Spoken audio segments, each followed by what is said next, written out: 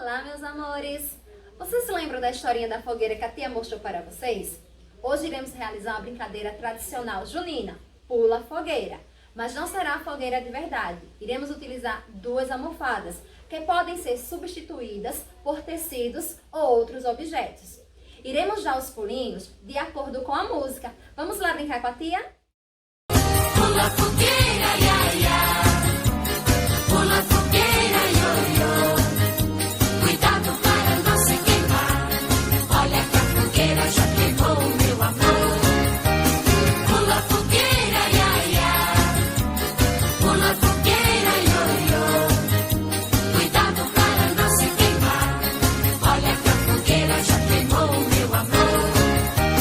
Pula fogueira, ia, ia. Pula fogueira, io, io. Cuidado para não se queimar. Olha que a fogueira já queimou, meu amor. Pula fogueira, ia, ia. Pula fogueira, io, io.